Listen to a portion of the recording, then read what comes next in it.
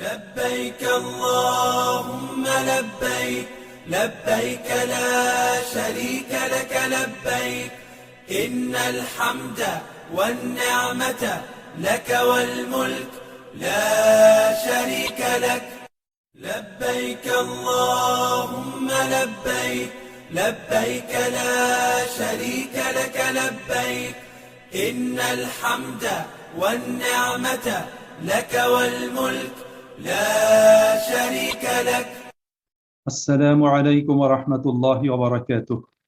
أعوذ بالله من الشيطان الرجيم. بسم الله الرحمن الرحيم. প্রিয় ভাই এবং বন্ধুরা, আল্লাহ সুবহানাহু ওয়া তাআলা সূরা বাকারার 196 নম্বর আয়াত থেকে নিয়ে 203 আয়াত পর্যন্ত হজ ওমরাহ রিলেটেড বিষয়ে বিস্তারিত আলোচনা করেছেন। আসলে এই অংশটুকুর ভিতর নিজের পক্ষ থেকে বেশি কথা বলার কোনো সুযোগও নাই, কারণ কথা যা বলার আল্লাহ তাআলাই বলে দিয়েছেন। আল্লাহ রাব্বুল আলামিন এখানে কিছু মাসআলাগত বিষয় আল্লাহ পাক আলোচনা করেছেন এবং সেই বিষয়গুলো আল্লাহ পাক তার নিজের পক্ষ থেকে সুস্পষ্টভাবে বর্ণনা করেছেন। আল্লাহ রাব্বুল আলামিনের বর্ণনাকৃত সেই অংশটুকু আমরা আজকে এখান থেকে জেনে নিব। যেহেতু হজ এবং ওমরা এটা আমাদের জন্য ইসলামী শরীয়তের অন্যতম গুরুত্বপূর্ণ একটা বিধান। রাসূল কারীম সাল্লাল্লাহু আলাইহি সাল্লাতু ওয়াসসালামের হাদিস অনুযায়ী সর্বসম্মতভাবে ইসলামের আরকান সমূহের মধ্যে অন্যতম একটা রুকন হলো হজ। প্রত্যেক সামর্থ্যবান মুমিন মুমিনা পুরুষ এবং নারীর উপর জীবনে একবার হজ সম্পাদন করা ফরজ। এটা রাসূল কারীম সাল্লাল্লাহু আলাইহি সাল্লাতু ওয়াসসালামের হাদিস থেকে সুস্পষ্টভাবে প্রমাণিত, জীবনে একবার ফরজ। এরপরে সামর্থ্যবান ব্যক্তি তার সময় এবং সুযোগ মতো আল্লাহ পাকের ঘরে যাবে। রাসূল কারীম সাল্লাল্লাহু আলাইহি ওয়াসাল্লাম আল্লাহ পাকের ঘরে যাওয়ার জন্য আমাদেরকে উৎসাহিত করেছেন, অনুপ্রাণিত করেছেন। প্রিয় ভাই এবং বন্ধুরা, 196 নম্বর আয়াত আল্লাহ রাব্বুল আলামিন এখানে প্রথমেই হজ এবং ওমরার কথা বলেছেন। আল্লাহ তাআলা বলছেন, ওয়া আতিম্মুল হাজ্জা ওয়াল উমরাতা লিল্লাহ, ওয়া আতিম্মু তোমরা পূর্ণ করো, আল হাজ্জা হজ, ওয়াল উমরাতা এবং ওমরা, লিল্লাহ আল্লাহ তাআলার জন্য। এই আয়াতের আলোকে অনেক উলামায়ে কেরাম তারা বলেছেন হজ যেমন ফরজ, জীবনে একবার ওমরাও ফরজ। অনেক এটা বলেছেন। উলামায়ে আহনাফের নিকট হজটাই ফরজ, ওমরাটা ফরজ নয়, ওমরা তার জন্য ফরজ নয়। কিন্তু এখানে যেহেতু আল্লাহ রাব্বুল আলামিন পূর্ণ করার আদেশ দান করেছেন, সেই আদেশের দিকে খেয়াল করে অনেক উলামায়ে কেরাম বলেছেন হজ এবং ওমরা দুইটাই জীবনে একবার ফরজ, এটা তাকে সম্পন্ন করতে হবে। আল্লাহ রাব্বুল আলামিন এখানে হজ এবং ওমরা পূর্ণ করার জন্য বলেছেন। তাহলে হজ এবং ওমরার জন্য যে বিষয়টা দরকার, ফরজ হজের জন্য প্রয়োজন হলো শারীরিক সুস্থতা এবং আর্থিক সামর্থ্য, অর্থাৎ নিরাপদে নির্বিঘ্নে আল্লাহ পাকের ঘরে পৌঁছতে পারা, সেখানে অবস্থান করতে পারা এবং আল্লাহ পাকের ঘরে হজের জন্য গমন করে সেখানে অবস্থানকালীন সময়ে পরিবারের ভরণ পোষণের মতো সামর্থ্য ব্যক্তির যদি থাকে, তার উপর হজ ফরজ, তাকে হজ সম্পাদন করতে হবে। আমরা জানি যে রাসূল কারীম সাল্লাল্লাহু আলাইহি সাল্লাতু ওয়াসসালাম জীবনে 4 বার ওমরা সম্পাদন করেছিলেন এবং আল্লাহর নবী সাল্লাল্লাহু আলাইহি ওয়াসাল্লাম জীবনে একবার হজ সম্পাদন করেছেন, বিদায় হজ। হজ ফরজ হয়েছিল 9ম হিজরি সালে। রাসূল কারীম সাল্লাল্লাহু আলাইহি ওয়াসাল্লাম 9ম হিজরিতে হজে যেতে পারেন নাই। আবু বকর সিদ্দিক রাদিয়াল্লাহু তাআলা আনহুকে আমিরে হজ নিযুক্ত করে মুসলমানদের কাফেলা আল্লাহ রাসূল পাঠিয়েছিলেন এবং পরবর্তী বছর আল্লাহ নবী সাল্লাল্লাহু আলাইহি ওয়াসাল্লাম হজ সম্পাদন করেছেন। রাসূলের এই প্রথম এবং এটাই শেষ হজ। যেহেতু এই হজটাই ছিল আল্লাহ রাসূলের শেষ হজ এবং এই হজের খুতবাতে রাসূল কারীম সাল্লাল্লাহু আলাইহি ওয়াসাল্লাম তার উম্মতের নিকট থেকে বিদায় গ্রহণ করেছিলেন। এজন্যই এটাকে ঐতিহাসিকগণ, উলামায়ে কেরামগণ, মুস্তাহিদগণ এটাকে হজ্জাতুল ওয়াদা হিসাবে তারা চিহ্নিত করেছেন। এটা বিদায় হজ, অর্থাৎ রাসূলের বিদায় এই হজের মধ্য দিয়ে। রাসূল বলেছেন আরাফাতের ময়দানে, মিনাতে, যে এই বছরের পরে এই মাসে এই সময়ে এই জায়গাতে তোমাদের সাথে আমার আর কখনোই দেখা হবে না। আল বিদা, এই বিদায় জানিয়েছেন রাসূল কারীম সাল্লাল্লাহু আলাইহি ওয়াসাল্লাম। আল্লাহ তাআলা এখানে হজ এবং ওমরা পালন করার নির্দেশ প্রদান করেছেন। এখানে আরেকটা জিনিস বলা হয়েছে, সেটা হলো হজ সম্পাদন করতে হবে আল্লাহর জন্য। সমস্ত ইবাদতই আল্লাহ পাকের জন্য। কোনো ইবাদত যদি আল্লাহ পাকের জন্য না হয়, তাহলে সেটা ইবাদত গণ্য হবে না, সেটা শিরকি কার্যক্রম হবে। এই জন্য সমস্ত ইবাদত আল্লাহর জন্যই করতে হবে। ইন্না সলাতি ওয়া নুসুকি ওয়া মাহইয়ায়া ওয়া মামাতি লিল্লাহি রাব্বিল আলামিন। এই আয়াত আমাদের জন্য একটা মাইল ফলক, আমাদের ইবাদতের ক্ষেত্রে, আমাদের বেঁচে থাকার জন্য, আমাদের মৃত্যুর জন্য। ইন্না সলাতি, নিশ্চয়ই আমাদের সলাত। সলাত বলতে শুধু স্পেসিফিক সলাত নয়, সলাত বলতে সমস্ত ইবাদত।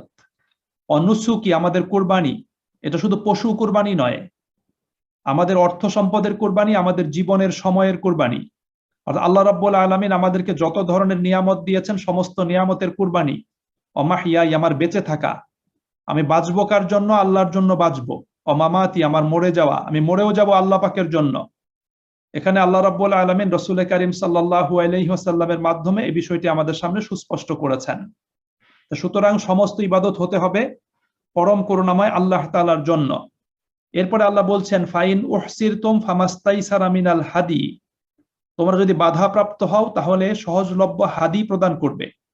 এখানে হজের সফরে রওনা হয়েছে, রওনা হওয়ার পরে পথিমধ্যে যদি বাধাপ্রাপ্ত হয়, সেটা শত্রু কর্তৃক বাধাপ্রাপ্ত হওয়া, অথবা পথের রাস্তার নিরাপত্তাহীনতার জন্য বাধাপ্রাপ্ত হওয়া, অথবা অসুস্থ হয়ে গিয়ে বাধাপ্রাপ্ত হওয়া, এরকম যদি হয় তাহলে সেই ক্ষেত্রে কি করতে হবে? যেখানে বাধাপ্রাপ্ত হবে সেখানেই তিনি হাদি কুরবানি করে তিনি হালাল হয়ে যাবেন এবং পরবর্তী বছর বা পরবর্তী সময় তিনি হজ সম্পাদন করবেন। এটা হলো ইসলামী শরীয়তের বিধান। এই জন্য হাদিসে এসছে রাসূল কারীম সাল্লাল্লাহু আলাইহি ওয়াসাল্লাম এবং সাহাবায়ে আজমাইন রাদিয়াল্লাহু তাআলা আনহুম ইহরাম করার সময় তারা শর্ত করতেন। শর্তটা কি? বাধাপ্রাপ্ত হওয়ার শর্ত, যে আমি ইহরাম করলাম আল্লাহ পাকের জন্য এবং যেখানে বাধাপ্রাপ্ত হব সেখানে আমার হালাল হয়ে যাব। এটা রাসূল কারীম সাল্লাল্লাহু আলাইহি ওয়াসাল্লামের একটা আমল ছিল। এই জন্য আল্লাহ তাআলা বলছেন, যেখানে বাধাপ্রাপ্ত হবে, বাধাপ্রাপ্ত যদি হয়ে যাও তাহলে কি করবে? সহজলভ্য একটা হাদি তোমরা কি করবে? প্রদান করবে।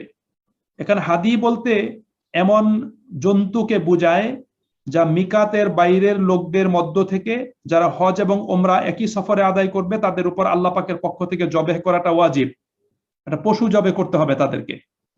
আল্লাহ রাব্বুল আলামিন বলছেন, ওয়ালা তাহলিকু রুউসাকুম হাত্তা ইয়াবলুগাল হাদিয়ু মাহিল্লাহ, আর তোমরা যখন হজের এহরাম করবে, এহরাম করার পরে তোমরা তোমাদের মাথার চুল মুন্ডন করবে না যতক্ষণ না হাদি তার স্থানে পৌঁছে যায়।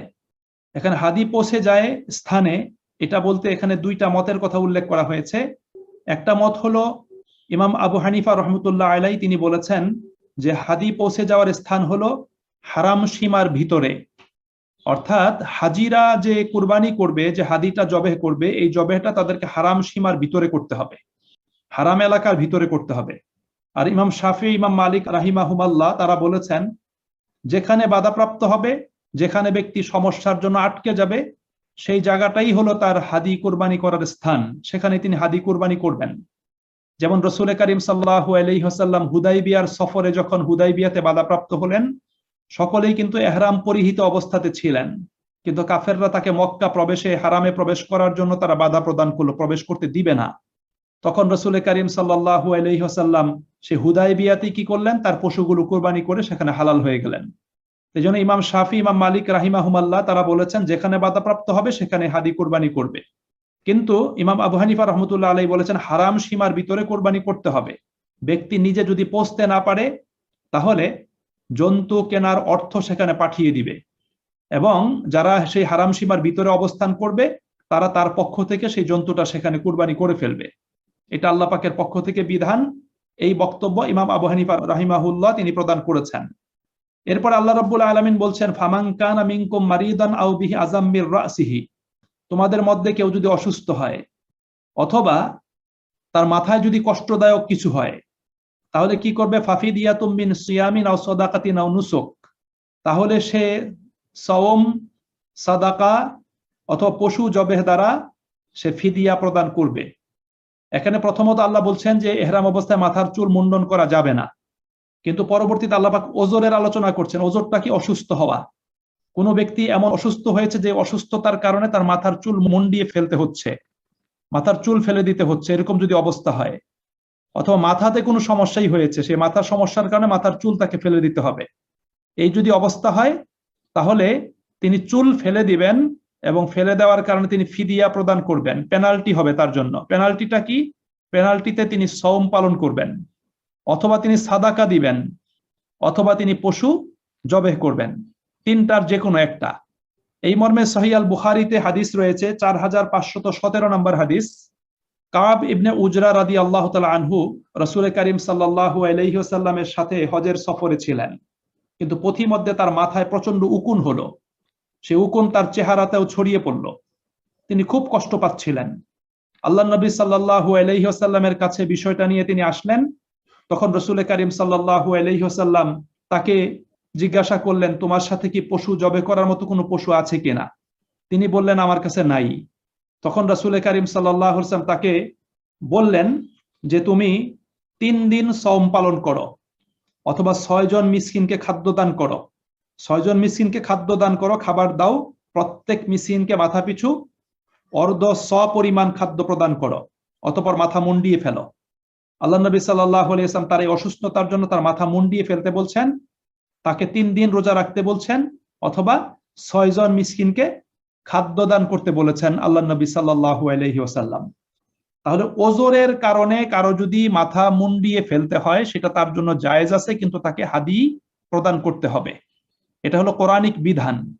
এরপরে আল্লাহ রাব্বুল আলামিন বলছেন যে ফাইজা আমিনতুম, যখন তোমরা পূর্ণ নিরাপত্তা লাভ করবে, অর্থাৎ তোমাদের বাধা দূর হয়ে যাবে, তোমরা অসুস্থতা থেকে সুস্থ হয়ে যাবে, পূর্ণ নিরাপত্তা যখন তোমরা পেয়ে যাবে, নিরাপদ পরিবেশ, কোন ধরনের সমস্যা নাই, ফামাং তামাত্তা বিল উমরাতি ইলাল হজ, আর সেই নিরাপদ সময়ে তোমাদের মধ্য থেকে কেউ যদি তার হজের সাথে ওমরাকে মিলিয়ে লাভবান হতে চায়, অর্থাৎ হজ এবং ওমরা দুইটা যদি একসাথে আদায় করতে চায়, আল্লাহ বলছেন তাহলে সে কি করবে? ফামাস্তাইসারা মিনাল হাদি, তাহলে সে সহজলভ্য হাদি কুরবানি করবে, হাদি জবেহ করবে।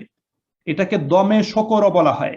দমে শকর অর্থাৎ কৃতজ্ঞতা প্রকাশের জন্য দম তথা পশু কুরবানি করা। এখন হজ এবং ওমরা এটাকে দুই ভাবে মিলানো যেতে পারে। প্রথম মিলানো হলো যে প্রথম এহরামের সময় হজ এবং ওমরার জন্য একসাথে নিয়ত করা, এহরাম বাঁধা, দুইটাকে একসাথে এহরাম বাঁধা, এবং মক্কাতে পৌঁছার পরে প্রথমে ওমরার প্রধান দুইটা কাজ করে এহরাম অবস্থায় থেকে যাওয়া, এহরাম থেকে বের না হওয়া, এবং সেই এহরামেই হজ পর্যন্ত সময় অবস্থান করে হজের কার্যাদি সম্পন্ন করা। এটাকে বলা হয়েছে হজ্জে কিরান। প্রথমেই হজ ওমরার নিয়ত করবে, মক্কাতে পৌঁছার পরে তিনি ওমরার প্রাথমিক কার্য সম্পাদন করবে, শুধু চুল কাটবে না, চুল না কেটে এহরাম অবস্থায় থেকে যাবে। তারপরে এই একই এহরামে তিনি হজের কার্যাদি সুসম্পন্ন করার পরে তিনি চুল কেটে তারপর তিনি হালাল হয়ে যাবেন। এটা হজ্জে কিরান। আরেকটা হলো যে হজ এবং ওমরা দুইটাকে একসাথে মিলানো, মানে একই সফরে দুইটাই করা। প্রথমে মিকাত থেকে ওমরার নিয়ত করে এহরাম করা, এবং মক্কাতে পৌঁছার পরে ওমরার কার্য সম্পাদন করার পরে তিনি হালাল হয়ে যাবেন। এরপরে হজের কার্যক্রম যখন শুরু হবে তখন তিনি আবার হজের এহরাম করে তখন তিনি আবার হজের কার্যাদি সম্পন্ন করবেন। এই হজ্জে তামাত্তু যারা সম্পাদন করবে তাদেরকে কি করতে হবে? কুরবানি করতে হবে, তাদেরকে হাদি জবেহ করতে হবে। এই জন্য আল্লাহ বলছেন নিরাপত্তা লাভ করার পরে যারা ওমরাকে হজের সাথে মিলিয়ে লাভবান হতে চায়, অর্থাৎ দুইটাকে একসাথে আদায় করতে চায়, তারা সহজলভ্য হাদি জবেহ করবে। ফামাল্লাম ইয়াজিদ, কিন্তু যদি কেউ হাদি জবেহ করার মতো সামর্থ্য কারো যদি না থাকে, হাদি সঙ্গে করে নিয়ে যায় নাই, অথবা তার কাছে এখন আর টাকা পয়সা নাই যে টাকা পয়সা দিয়ে হাদি ক্রয় করে জবেহ করবে, এরকম যদি অবস্থা হয়, তাহলে সে কি করবে? আল্লাহ তাআলা বলছেন ফাসিয়ামু সালাসাতি আইয়ামিন ফিল হজ, তাহলে হজের দিনগুলোতে, হজের সময় তিনি 3 দিন সওম পালন করবেন, 3 দিন রোজা রাখবেন। ওয়াসাবাতিন ইজা রাজাতুম, এবং বাড়িতে প্রত্যাবর্তনের পরে 7 দিন রোজা রাখবেন। 3 দিন মক্কা আল মুকাররমাতে হজের দিনগুলোতে, আর 7 দিন বাড়িতে ফিরে আসার পর। আল্লাহ বলছেন তিলকা আশারাতুন কামিলা, এভাবে তার 10 দিন পূর্ণ হবে, 10টা রোজা তার পূর্ণ হবে। এবং এই বিধান আল্লাহ রাব্বুল আলামিনের পক্ষ থেকে কাদের জন্য? আল্লাহ বলছেন যালিকা লিমান লাম ইয়াকুন আহলুহু হাদিরিল মাসজিদিল হারাম, যারা বহির্বিশ্ব থেকে হজ করার জন্য মসজিদে হারামে প্রবেশ করে, যাদের পরিবার পরিজন মসজিদে হারামের নিকটে বসবাস করে না, এটা তাদের জন্য, এটা মক্কাবাসীদের জন্য নয়। অর্থাৎ মক্কার বাইরে যারা অবস্থান করে, মক্কার বাইরে থেকে যারা হজ করতে যায়, যাদের পরিবার পরিজন মক্কার বাইরে অবস্থান করে, আল্লাহ রাব্বুল আলামিন বলছেন তারা যদি সেই তামাত্তু এবং কিরান হজের দমে শকর বা হাদি জবেহ করতে সক্ষম না হয়, তার যদি সামর্থ্য না থাকে, তাহলে হজের দিনগুলোতে 3 দিন সম পালন করবে, বাড়িতে ফিরে আসার পরে 7 দিন, এই 10 দিন সম পালন করবে। এটা যাদের পরিবার পরিজন হারাম এলাকার ভিতর বসবাস করে না তাদের জন্য। আল্লাহ রাব্বুল আলামিন বলছেন ওয়াত্তাকুল্লাহ, তোমরা আল্লাহকে ভয় করবে, ওয়ালামু আন্নাল্লাহা শাদীদুল ইকাব, এবং জেনে রাখো আল্লাহ রাব্বুল আলামিন তিনি শাস্তি দানে অত্যন্ত কঠোর। আল্লাহ রাব্বুল আলামিন এখানে ইবাদতের মূল জিনিসটা আল্লাহ পাক এখানে একটা শব্দে বলে দিয়েছেন, সেটা আল্লাহকে ভয় করা, আল্লাহ পাকের অনুশাসন মেনে চলা। ইবাদতের দুইটা দিক আছে, একটা হলো বাহ্যিক উপকরণ, আর একটা হলো ইবাদতের অন্তর্নিহিত উদ্দেশ্য, লক্ষ্য। প্রত্যেকটা ইবাদতের দুইটা দিক। হজের ওমরার বাহ্যিক কিছু উপকরণ আছে, আনুষ্ঠানিকতা আছে। বাহ্যিক আনুষ্ঠানিকতা উপকরণগুলো কিন্তু প্রকৃত ইবাদত না। প্রকৃত ইবাদত হলো আল্লাহ পাকের আনুগত্য করা, আল্লাহ পাকের অনুশাসন মেনে চলা। এই জন্য আল্লাহ রাব্বুল আলামিন বলছেন ওয়াত্তাকুল্লাহ, তোমরা আল্লাহকে ভয় করবে।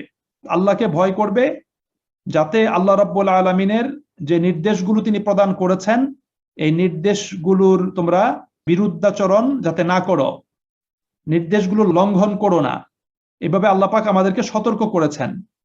অর্থাৎ কেউ যদি জেনে বুঝে আল্লাহ পাকের নির্দেশাবলীর যদি বিরুদ্ধাচরণ করে, আল্লাহ বলছেন ইন্নাল্লাহা শাদীদুল ইকাব, তার জন্য কঠিন শাস্তি রয়েছে আল্লাহ পাকের কাছে, কেননা আল্লাহ রাব্বুল আলামিন কঠিন শাস্তি প্রদানকারী। তাহলে এই আয়াতেই আল্লাহ রাব্বুল আলামিন হজ রিলেটেড অনেকগুলো মাসআলা তার নিজের পক্ষ থেকে আল্লাহ পাক বর্ণনা করেছেন।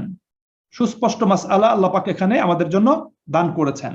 এর পরের আয়াত 197 নম্বর আয়াতে আল্লাহ পাক হজের মাস সংক্রান্ত বিষয় আলোচনা করছেন। আল্লাহ বলছেন আল হাজ্জু আশহুরুম মা'লুমাত, হজের মাসগুলো সুবিদিত এবং সুনির্দিষ্ট। হাদিসে রাসূল কারীম সাল্লাল্লাহু আলাইহি ওয়াসাল্লাম সেই সুবিদিত মাসগুলোর বর্ণনা তিনি প্রদান করেছেন। কোরআনে সেই মাসগুলোর নাম উল্লেখ করা হয় নাই, কিন্তু হাদিসে রাসূল কারীম সাল্লাল্লাহু আলাইহি ওয়াসাল্লাম সেই মাসগুলোর নাম বলে দিয়েছেন। সেই মাসগুলো হলো 3টা মাস, শাওয়াল, যুলকাআদা এবং যুলহাজ্জাহ। মূলত হজ সম্পাদন হবে যুলহাজ্জা মাসে। যুলহাজ্জা মাসের 8 তারিখ থেকে নিয়ে 13 তারিখ পর্যন্ত হজের কার্যাদি সম্পন্ন করতে হবে। এই 6 দিন, এই দিনগুলোতে হজের কার্যাদি সম্পন্ন করতে হবে। 8, 9, 10, 11, 12, 13, 6 দিন। কিন্তু আল্লাহ রাব্বুল আলামিন তার আরো 2 মাস পূর্ব থেকে হজের প্রস্তুতির জন্য এই 2টা মাসকে ঘোষণা করেছেন। আল্লাহ রাসূল এই 2টা মাস আমাদেরকে জানিয়ে দিয়েছেন। শাওয়ালের কথা বলেছেন, অর্থাৎ শাওয়ালের পূর্বে হজের ইহরাম করা যাবে না। যে কোনো ব্যক্তি শাওয়াল মাস থেকে হজের ইহরাম করতে পারে, কিন্তু শাওয়ালের পূর্বে কেউ হজের ইহরাম করবে না। আর হজ যেহেতু একটা কঠিন একটা সফর, দীর্ঘমেয়াদী একটা সফর এবং দূরবর্তী একটা সফর, এই জন্য হজের সফরে পূর্ব থেকে প্রস্তুতি গ্রহণ করতে হয়। এবং বর্তমান আধুনিক যুগে লজিস্টিক অনেক কার্যাদি আছে, অফিসিয়াল অনেক কার্যাদি আছে। এক দেশ থেকে আরেক দেশে যাওয়ার অনেক প্রক্রিয়া পদ্ধতি অবলম্বন করতে হয়। সেজন্য আমরা এখন এই আয়াতের আলোকে এই জিনিসটা বুঝতে পারি যে আল্লাহ রাব্বুল আলামিন আমাদের জন্য লম্বা একটা সময় দিয়েছেন, এটা আল্লাহ পাকের পক্ষ থেকে তার বান্দাদের প্রতি একটা বিশেষ অনুগ্রহ, যাতে বান্দারা তার লজিস্টিক সমস্ত কার্যাদি একটু সময় হাতে নিয়ে ধীরস্থির ভাবে সুসম্পন্ন করতে পারে, প্রস্তুতি গ্রহণ করতে পারে। এই জন্য আল্লাহ পাক এই বিষয়টা এখানে বলেছেন। এরপর আল্লাহ বলছেন ফামাং ফারাদা ফিহিন্নাল হাজ্জা, এই হজের মাসগুলোতে যে ব্যক্তি হজের জন্য ইচ্ছা করবে, এরাদা করবে, ফালা রাফাসা, সে যেন রাফাস না করে। রাফাস হলো স্বামী স্ত্রীর দৈহিকভাবে ঘনিষ্ঠ হওয়ার মতো যে বিষয়গুলো আছে, সেটা প্র্যাকটিক্যালি দৈহিক মিলন হোক অথবা স্বামী স্ত্রীর ঘনিষ্ঠ হওয়া সংক্রান্ত বিষয়ে কোনো আলোচনা হোক, অথবা এমন কোনো কর্ম হোক যে কর্ম তাকে এই পথে বা এই দিকে নিয়ে যাবে, অগ্রসর করবে। আল্লাহ রাব্বুল আলামিন এই ধরনের কার্যকলাপ এখানে নিষেধ করেছেন। ইহরাম করার পরে, হজের ইচ্ছা করার পরে এটা করা যাবে, আল্লাহ নিষেধ করেছেন। ইহরাম অবস্থায় এটা নিষেধ আমাদের জন্য। তারপর হচ্ছে ওয়ালা ফুসুকা, ফুসুক এর শাব্দিক অর্থ হলো বের হওয়া, আর কোরআনের ভাষায় আল্লাহ পাকের নির্দেশ লঙ্ঘন বা নাফরমানি করাকে ফুসুক বলা হয়। সাধারণ অর্থে যাবতীয় গুনাহকেই ফুসুক বলা হয়। এই জন্য ওলামায়ে কেরাম এখানে সাধারণ অর্থটাই গ্রহণ করেছেন। কিন্তু আব্দুল্লাহ ইবনে ওমর রাদিয়াল্লাহু তাআলা আনহুমা তিনি ফুসুক শব্দের অর্থ করেছেন ওই সমস্ত কাজকর্ম যা ইহরাম অবস্থায় নিষিদ্ধ। ইহরাম অবস্থায় নিষিদ্ধ সমস্ত কার্যকর্ম থেকে কি করতে হবে? বিরত থাকতে হবে। ইহরাম অবস্থায় সাধারণত 6 ধরনের কাজ আমাদের জন্য নিষিদ্ধ। 6 ধরনের কাজ আমাদের জন্য নিষিদ্ধ। এই 6টা কাজের মধ্যে 4টা কাজ পুরুষ মহিলা সকলের জন্যই নিষিদ্ধ। যেমন 1 নম্বর হলো স্বামী স্ত্রীর দৈহিক মিলন, এহরাম অবস্থায় নিষিদ্ধ, অথবা যৌন বিষয়ক আলোচনা, এটাও এহরাম অবস্থাতে নিষিদ্ধ, এটা করবে না। 2 নম্বর হলো স্থলভাগের জীবজন্তু শিকার করা, এটা নিষিদ্ধ, পুরুষের জন্য নিষিদ্ধ, নারীর জন্য নিষিদ্ধ।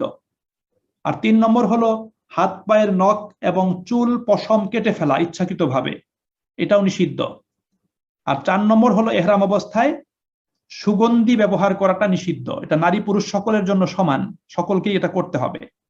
আর 2টা বিষয় আছে পুরুষদের জন্য নিষিদ্ধ। একটা হলো সেলাই করা কাপড় পরিধান করা, পুরুষের জন্য নিষিদ্ধ এহরাম অবস্থায়। আর 2 নম্বর হলো মাথা এবং মুখমণ্ডল আবৃত করে রাখা, ঢেকে রাখা, এটা পুরুষদের জন্য নিষিদ্ধ। মেয়েদের জন্য সেলাই করা কাপড় পরিধান করা তাদের জন্য জায়েজ, তার সেলাই করা কাপড় পরিধান করবে, এবং তাদের জন্য মাথা এবং মুখমণ্ডল আবৃত করার অনুমতি আছে। তারা মুখকে কাপড় দিয়ে লেপ্টে রাখবে না, কিন্তু মুখের উপরে তারা নেকাব পরবে, কাপড়টাকে দূরে রাখবে, নিজের সৌন্দর্যকে তারা আবৃত করবে, এটা শরঈ বিধান। আল্লাহ রাব্বুল আলামিন এই বিধানটা আমাদেরকে প্রদান করেছেন। এরপর আল্লাহ বলছেন ওয়ালা জিদালা ফিল হজ, এবং হজের ভিতর কেউ কি করবে, ঝগড়াঝাটি মারামারি করবে না, তর্ক বিতর্ক ঝগড়াঝাটি মারামারি এই কাজগুলো হজের ভিতর করবে না, আল্লাহ পাক নিষেধ করে দিয়েছেন। তবে দুঃখজনক হলো সত্য, হজের সফরেও কিন্তু অনেক হাজী সাহেব মারামারিও করে, তর্ক বিতর্ক ঝগড়াঝাটি, তো এটা তো নিত্য দিনের বিষয়ে দাঁড়ায় হজের সফরে, বিশেষ করে আরাফাতের সময়। আরাফাতে ঝগড়া করে নাই বাঙালি এরকম হাজি খুব কম পাওয়া যাবে, ধাক্কাধাক্কি করে নাই খুব কম পাওয়া যাবে, অথচ আল্লাহ রাব্বুল আলামিন এগুলো কি করেছেন, আমাদের জন্য নিষেধ করে দিয়েছেন। আমরা যদি একটু ঠান্ডা মাথায় চিন্তা করি, আমরা দেখতে পাবো হজের সবচেয়ে মূল্যবান যে সময়টা, সেটা হলো আরাফাতের সময়, মিনায় এবং মুজদালেফার সময়। আপনি খেয়াল করে দেখবেন যারা হজে গিয়েছেন, এই মূল্যবান সময়গুলো অনেকেই গর্হিত কথা এবং কাজের দ্বারা তারা বিনষ্ট করে ফেলে, আরাফাতের মতো জায়গার সময়গুলোকে মানুষ গল্প গুজবে কাটিয়ে দেয়।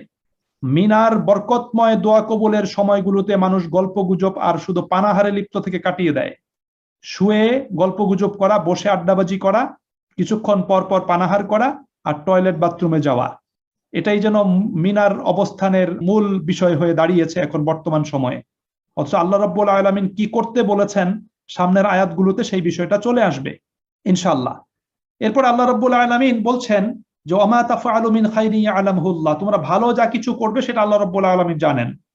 অর্থাৎ হজের সফরে ভালো কিছুই করতে হবে, মন্দ কোনো কিছু করার কোনো সুযোগ নাই।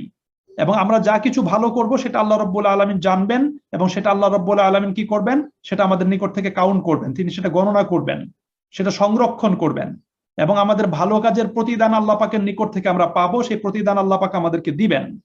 আল্লাহ বলছেন ওয়াতাজাওয়াদু, তোমরা পাথেয় সংগ্রহ করো, ফাইন্না খায়রাজ যাদিত তাকওয়া, সর্বোত্তম পাথেয় হলো তাকওয়া। এখানে আরব সমাজে প্রচলিত একটা বিষয় আল্লাহ পাক উপস্থাপন করেছেন। তৎকালীন আরব সমাজে অনেকে হজে যেত, হজে যাওয়ার সময় তারা কোনো পাথেয় সাথে করে নিত না, তার যে 10 দিন 15 দিন 20 দিন থাকতে হবে, এই অবস্থানকালীন সময়ে তার নিত্য প্রয়োজনীয় জিনিসপত্র তারা নিত না, খালি হাতে চলে যেত। তাদেরকে জিজ্ঞেস করলে তারা বলতো আমরা আল্লাহ পাকের উপর তাওয়াক্কুলকারী, কিন্তু তারা সেখানে যাওয়ার পরে তারা মানুষের কাছে হাত পাতত। আল্লাহ রাব্বুল আলামিন এখানে বলছেন তোমরা পাথেয় সংগ্রহ করো। তারা কোনো কিছু নিয়ে যাওয়াটাকে তারা দুনিয়াদারি মনে করত, যে কোনো কিছু যদি নিয়ে যাই এটা আমাদের জন্য দুনিয়াদারি হবে, সুতরাং কোনো কিছু নিয়ে যাওয়া যাবে না, আল্লাহর ঘরে শূন্য হাতে যেতে হবে, এটা ছিল তাদের মানসিকতা। কিন্তু আল্লাহ রাব্বুল আলামিন এখানে বলছেন যে না, তোমাদের প্রস্তুতি নিয়ে পাথেয় নিয়ে তোমাদেরকে যেতে হবে।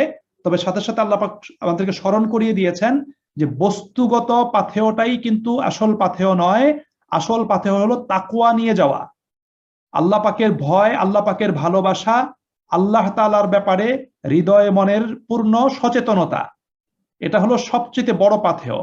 সুতরাং তাকওয়ার পাথেয় নিয়ে কি করতে হবে, হজ এবং ওমরাতে গমন করতে হবে, এটা আল্লাহ রাব্বুল আলামিনের পক্ষ থেকে নির্দেশ। এখন দুনিয়াতে এরকম প্রান্তিক অবস্থানের কিছু মানুষ দুনিয়াতে পাওয়া যায়, অনেকে শুধু বস্তুগত পাথেয় নিয়েই হজে গমন করে, কোনো এলেম থাকে না, কোনো তাকওয়া থাকে না।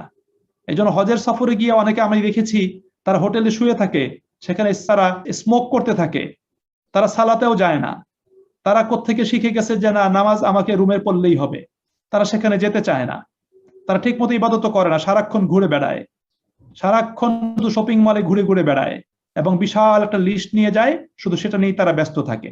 আলোচনা সামনে আসবে, সেটা আমাদের জন্য নিষেধ নয়, পণ্য বেচা কিনা সেটা হালাল, বাট শুধু সেই কাজে লিপ্ত থাকা সেটা আমাদের জন্য ক্ষতির কারণ, সেই বিষয়টা আমাদেরকে উপলব্ধি করতে হবে। এই জন্য আল্লাহ রাব্বুল আলামিন এখানে পাথেও নিতে বলেছেন, শূন্য হাতে যেতে নিষেধ করেছেন। প্রয়োজনীয় উপকরণ সেটা সাথে করে নিয়ে যেতে হবে, তবে সবচেয়ে মূল্যবান উপকরণ হলো আল্লাহ রাব্বুল আলামিনের ভয় এবং তাকওয়া। এই জন্য আল্লাহ রাব্বুল আলামিন আয়াতের শেষে বলছেন, ওয়াত্তাকুন ইয়া উলিল আলবাব, হে জ্ঞানী ব্যক্তিগণ, তোমরা শুধু আমাকেই ভয় করো, আমার ব্যাপারে তোমরা সচেতন থাকো এবং জীবনের সকল ক্ষেত্রে আমার অনুশাসন, আমার হুকুম আহকামগুলো তোমরা মেনে চলো। এটা আল্লাহ পাকের পক্ষ থেকে নির্দেশ। এরপরে আল্লাহ রাব্বুল আলামিন বলছেন, লাইসা আলাইকুম জুনাহুন আন তাবতাগু ফাদলাম মির রাব্বিকুম, তোমাদের রবের অনুগ্রহ সন্ধান করাতে তোমাদের কোনো দোষ নাই, কোনো পাপ নাই। অর্থাৎ হজের সফরে কেউ যদি সীমিত পর্যায়ে ব্যবসা বাণিজ্য যদি করে, কিছু পণ্য যদি নিয়ে যায়, সেটা সে বিক্রি করে, আবার আসার পথে কিছু পণ্য যদি কিনে নিয়ে আসে, এটা তার জন্য জায়েজ, এটা না জায়েজ নয়। এটাকে টোটালি না জায়েজ মনে করার কোনো কারণ নাই, এটা জায়েজ তার জন্য। এমনকি ওলামায়ে কেরামদের অনেকে বলেছেন যে সীমিত পর্যায়ে কিছু কেনাকাটা করা এটা সুন্নত রাসূল করিম সাল্লাল্লাহু আলাইহি ওয়াসাল্লামের। কেননা এর দ্বারা মক্কাবাসীরা একটু লাভবান হবে, মক্কাবাসীদের একটু ফিনান্সিয়াল বেনিফিট হবে, এই জন্য এখানে একটা সুন্নত বলেছেন রাসূল করিম সাল্লাল্লাহু আলাইহি সাল্লাতু ওয়াসসালাম। আল্লাহ রাব্বুল আলামিন এখানে এই বিষয়টা আমাদের কাছে সুস্পষ্ট করেছেন। জাহিলিয়াতের যুগে হজ উপলক্ষে মক্কার নিকটবর্তী কয়েকটা মেলা বসতো, যেমন ওকাজ মেলা হতো, মাজান্না নামক জায়গাতে মেলা হতো, জুল মাজাজ নামে একটা মেলা হতো। এই তিনটা বাজার ছিল, ওকাজ একটা বাজার, মাজান্না একটা বাজার এবং জুল মাজাজ নামে আরেকটা বাজার। এই তিনটা জায়গাতে কি করতো, মেলা বসতো। অনেক জায়গাতে আমাদের দেশেও ঈদের দিন ঈদগাহের নিকটবর্তী মাঠে মেলা হয়, সেখানে অনেক বাচ্চাদের উপযোগী অনেক কিছু কিনতে পাওয়া যায়, খাবার আইটেম পাওয়া যায়, এখানে মেলা হতো। এর দ্বারা কি হতো, আরবের সেই লোকেরা তখন লাভবান হতো। সাহাবা আজমাইন রাদিয়াল্লাহু তাআলা আনহুম ইসলাম গ্রহণ করার পরে তারা তখন চিন্তা করলেন, এই সমস্ত বাজারগুলোতে গিয়ে কোনো কিছু কেনাকাটা করা এটা আমাদের জন্য ঠিক হবে না, যেহেতু এগুলো জাহিলিয়াতি যুগের আচরণ ছিল। আল্লাহ রাব্বুল আলামিন সাহাবীদের সেই মানসিক অবস্থার সংস্কার প্রদান করলেন। আল্লাহ বলছেন যে না, তোমরা যদি হালাল পদ্ধতিতে কিছু কেনা বেচা করো সেটা তোমাদের জন্য দোষের নয়, পাপের নয়, সেটা তোমরা করতে পারো, তবে তোমাদের লক্ষ্য ঠিক রাখতে হবে। লক্ষ্যটা কি? লক্ষ্যটা হলো আল্লাহ পাকের সন্তুষ্টির জন্য হজ এবং ওমরার কার্যাদি সুসম্পন্ন করা, সেই লক্ষ্য ঠিক রাখতে হবে। সে লক্ষ্য ঠিক রেখে যদি তোমরা কেনা বেচা করো তাহলে সেটা তোমাদের জন্য নিষিদ্ধ হবে না, সেটা তোমাদের জন্য জায়েজ হবে। এরপর আল্লাহ বলছেন, ফাইদা আফাত্তুম মিন আরাফাতিন, আর যখন তোমরা আরাফাত থেকে ফিরে আসবে তখন তোমরা কি করবে, ফাজকুরুল্লাহ ইনদাল মাশআরিল হারাম, তখন মাশআরে হারামের নিকট আল্লাহকে তোমরা স্মরণ করবে। মাশআরে হারাম হলো মুজদালিফার জায়গাটা, এখানে একটা পাহাড়ের নাম হলো মাশআরে হারাম। এখন এই জায়গাতে একটা মসজিদ হয়েছে, মসজিদের নাম হলো মসজিদে মাশআরে হারাম। এখানে এই মাশআরে হারাম, এই পাহাড়ের নিকট রাসূল করিম সাল্লাল্লাহু আলাইহি ওয়াসাল্লাম তিনি কি করেছেন, আল্লাহ তাআলাকে স্মরণ করেছেন। মুজদালিফাতে আসার পরে, আরাফাত থেকে সেখানে আসার পরে রাসূলের সুন্নত হলো সেখানে প্রথমে মাগরিবের সালাত আদায় করা, তারপর এশার সালাত আদায় করা। জামাতে সালাত আদায় করলে প্রথমে জামাতে মাগরিবের সালাত আদায় করা, সুন্নত না পড়ে ইকামত দিয়ে এশার সালাত আদায় করা এবং পরবর্তী সময় বিশ্রাম গ্রহণ করা। আর সুবে সাদেকের সময় ঘুম থেকে উঠে ফজরের নামাজ আদায় করে বেলা উঠার আগে, ফর্সা হওয়ার পূর্বেই মাশআরে হারামের দিকে মুতাওয়াজ্জা হয়ে সেই পাহাড়ের দিকে তাকিয়ে সেই পাহাড়ের কাছাকাছি গিয়ে সেখানে আল্লাহ রাব্বুল আলামিনকে স্মরণ করা, তার কাছে দোয়া করা। এটা হলো সুন্নাহ রাসূল করিম সাল্লাল্লাহু আলাইহি ওয়াসাল্লামের। এই জন্য আল্লাহ পাক এখানে বলছেন, তোমরা আরাফাত থেকে প্রত্যাবর্তন করার পরে মাশআরে হারামের নিকট আল্লাহকে বেশি করে স্মরণ করো। ওয়াসকুরুহু কামা হাদাকুম, যেভাবে আল্লাহ রাব্বুল আলামিন তোমাদেরকে হেদায়াত প্রদান করেছেন, তোমাদেরকে শিক্ষা দান করেছেন, ঠিক সেভাবে তোমরা স্মরণ করো। তাহলে আল্লাহকে স্মরণ করতে হবে আল্লাহ পাকের শিখানো পদ্ধতিতে, আল্লাহকে স্মরণ করতে হবে রাসূল করিম সাল্লাল্লাহু আলাইহি ওয়াসাল্লামের শিখানো পদ্ধতিতে আল্লাহকে স্মরণ করতে হবে। নিজের মন মর্জি মতো করলে কিন্তু সেটা সঠিক হবে না। এই জন্য আল্লাহ পাক সেখানে বলছেন যে আল্লাহ তোমাদেরকে যেভাবে শিখিয়েছেন, যেভাবে হেদায়াত দিয়েছেন, সেভাবে তোমরা আল্লাহকে স্মরণ করো। ওয়া ইন কুনতুম মিন ক্বাবলিহি লামিনাদ দাল্লিন, আর তোমরা ইতিপূর্বে তো পথভ্রষ্ট ছিলে। অর্থাৎ হেদায়েত আসার পূর্বে, কোরআন নাজিলের পূর্বে রাসূল করিম সাল্লাল্লাহু আলাইহি ওয়াসাল্লামের পূর্বে এই তিনটাই হতে পারে, অর্থাৎ হেদায়েত লাভের পূর্বে তোমরা পথভ্রষ্ট ছিলে, কোরআন নাজিলের পূর্বে তোমরা পথভ্রষ্ট ছিলে, রাসূল মুহাম্মদ সাল্লাল্লাহু আলাইহি ওয়াসাল্লাম তোমাদের মাঝে আগমনের পূর্বে তোমরা পথভ্রষ্ট ছিলে। সুতরাং তোমরা এখন যেহেতু হেদায়েত পেয়েছো, সুপথ লাভ করেছো, সুতরাং সেই হেদায়েতের আলোকে তোমরা আল্লাহ তাআলাকে বেশি করে স্মরণ করো। এরপর আল্লাহ বলছেন সুম্মা আফিদু মিন হাইসু আফাদান নাস, লোকেরা যে জায়গা থেকে প্রত্যাবর্তন করে তোমরাও সেই জায়গাতে প্রত্যাবর্তন করো। মক্কার কুরেশ কাফেররা আরাফাতে যেত না, তারা হিন্দু ব্রাহ্মণদের মতো তাদের একটা কৌলিন্য একটা ভাবধারা চলে এসেছিল যে সাধারণ মানুষ যেখানে যায়, অন্যান্য গোত্রের লোক যেখানে যায়, আমরা কুরেশরা সম্ভ্রান্ত বংশের মানুষ, আমরা সেই জায়গাতে যাব না। আমাদের একটা বংশ মর্যাদা আছে, আমাদের একটা আভিজাত্য বোধ আছে। এই আভিজাত্য বোধ বংশ মর্যাদার অহংকার নিয়ে তারা আরাফাত পর্যন্ত যেত না, তারা মুজদালেফা পর্যন্ত গিয়ে তারা সেখান থেকে প্রত্যাবর্তন করত।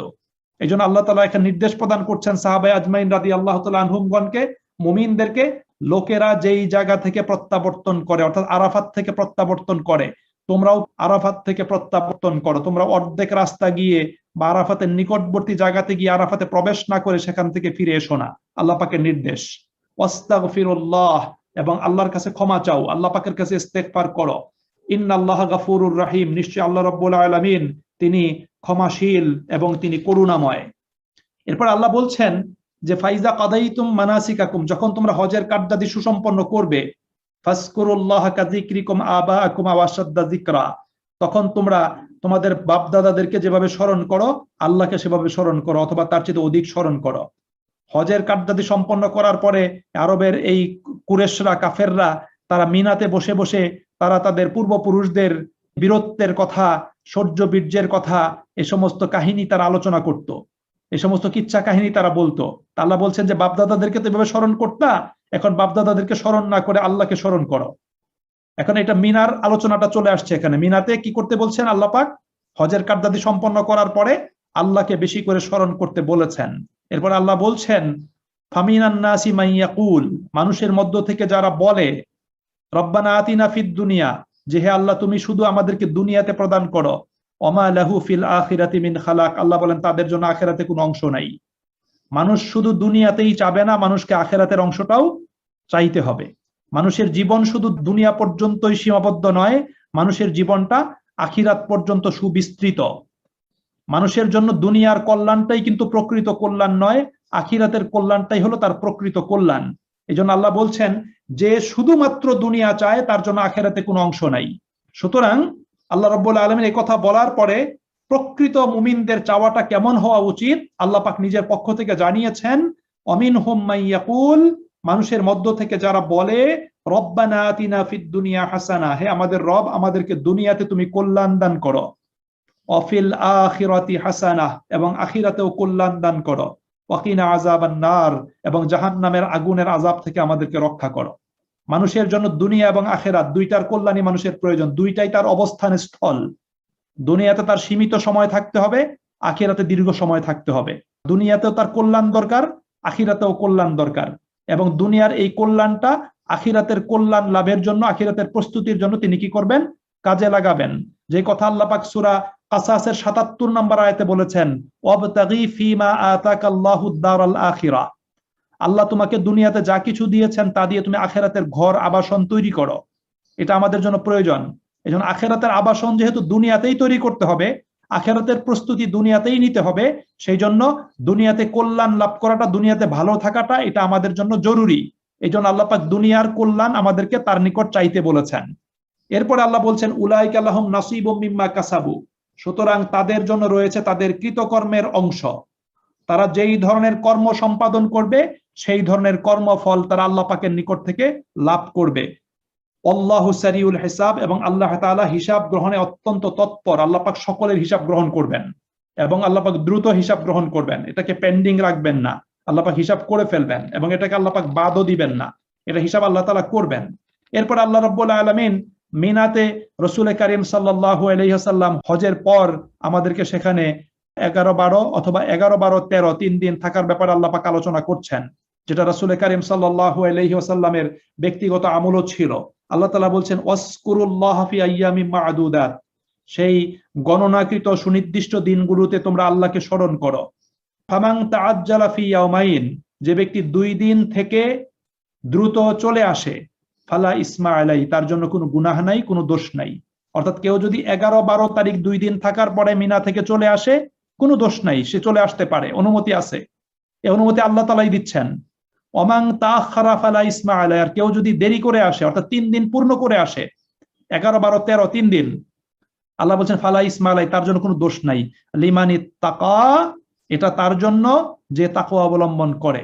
অর্থাৎ 3 দিন থাকাটা তার জন্য উত্তম, 3 দিন থাকাটা তার জন্য অধিক তাকওয়া লাভে সহায়ক হবে। রাসূল কারীম সাল্লাল্লাহু আলাইহি ওয়াসাল্লাম 3 দিনই ছিলেন। তিনি 11, 12, 13 3 দিন মিনাতে অবস্থান করেছেন, 3 দিন আল্লাহকে বেশি বেশি স্মরণ করেছেন, আল্লাহর ইবাদত করেছেন, আল্লাহর কাছে দোয়া করেছেন। সুতরাং 3 দিন থাকাটা উত্তম। কিন্তু অধিকাংশ সাহাবীরা তারা 12 তারিখ সূর্যাস্তের পূর্বে তারা মিনা ত্যাগ করে চলে আসে, তারা তৃতীয় দিন তারা থাকে না। তাহলে তারা একটু অধিক লাভবান হওয়া থেকে তারা নিজেদেরকে বঞ্চিত করে। এই জন্য অধিক লাভবান হওয়ার জন্য 3 দিন সেখানে কি করতে হবে? অবস্থান করতে হবে। আল্লাহ বলছেন ওয়াত্তাকুল্লাহ, আল্লাহকে ভয় করো, ওয়ালামু আন্নাকুম ইলাইহি তুহশারুন, জেনে রাখো আল্লাহ রাব্বুল আলামিনের কাছে তোমাদের সকলকে সমবেত করা হবে, আল্লাহ পাক তোমাদেরকে একত্রিত করবেন। প্রিয় ভাই এবং বন্ধুরা, জীবনে একবার হজ সম্পাদন করা আল্লাহ পাক আমাদের উপর ফরজ করেছেন। আমরা যারা হজ করেছি আলহামদুলিল্লাহ, আর যারা হজ করেন নাই তারা কি করতে হবে? সামর্থ্য হয়ে যাওয়ার পরে বিলম্ব না করে দ্রুত হজ সম্পন্ন করে ফেলতে হবে। আর যারা আমরা একবার গিয়েছি, আল্লাহ পাকের ঘরে আবার যাওয়ার জন্য নিয়ত থাকতে হবে, চেষ্টাও থাকতে হবে যাতে আল্লাহ পাক সেখানে আবার নিয়ে যান। এই জন্য এই হজের মাসালাগুলো আল্লাহ রাব্বুল আলামিন তিনি তার নিজের পক্ষ থেকে এখানে আলোচনা করেছেন। আমরা যারা হজ করেছি এই মাসালাগুলো আমাদের কাছে অনেক পরিচিত মাসালা, এগুলো আমরা অনেকেই জানি। আর যারা এখনো হজ করেন নাই তাদেরকে এই আয়াতগুলোর আলোকে এবং রাসূল করিম সাল্লাল্লাহু আলাইহি ওয়াসাল্লামের হাদিসের আলোকে হজের ব্যাপারে সঠিক মাসআলা জেনে তারপর হজে গমন করা উচিত। মনে রাখতে হবে, স্বচ্ছ পরিচ্ছন্ন পূর্ণাঙ্গ এলেম নিয়ে হজে যেতে হবে। আপনি যত ভালোভাবে হজ শিখে হজ করতে যাবেন, তত সুন্দর হজ আপনি সম্পাদন করতে পারবেন। আর যদি আপনি হজকে যদি ভালোভাবে শিখে না যান, পরিপূর্ণ এলেম নিয়ে যদি না যান, তাহলে আপনি অতৃপ্তি নিয়ে আপনাকে ফিরে আসতে হবে, হজের কার্যাদি আপনি সুসম্পন্ন সঠিকভাবে করতে পারবেন না। এই জন্য মহতারাম ভাই এবং বোনেরা, এই হজের এই গুরুত্বপূর্ণ এই আলোচনা থেকে আমাদের প্রকৃত হজের শিক্ষাটা গ্রহণ করতে হবে এবং আমাদেরকে মহান আল্লাহ রাব্বুল আলামিনের জন্যই আমাদের সকল ইবাদত নিবেদন করতে হবে, যাতে আমরা তার জন্য ইবাদত করে আমরা তার নিকট থেকে দুনিয়াতে অনুগ্রহ লাভ করতে পারি এবং আখিরাতে আল্লাহ রাব্বুল আলামিনের নিকট থেকে আমরা যাতে উত্তম পাথেয় এবং প্রতিফল হাসিল করতে পারি। আল্লাহ রাব্বুল আলামিন আমাদের সকলকে তৌফিক দান করুন, আমিন। ওয়া আখিরু দাওয়ানা আনিল হামদুলিল্লাহি রাব্বিল আলামিন। আসসালামু আলাইকুম ওয়া রাহমাতুল্লাহি ওয়া বারাকাতুহু।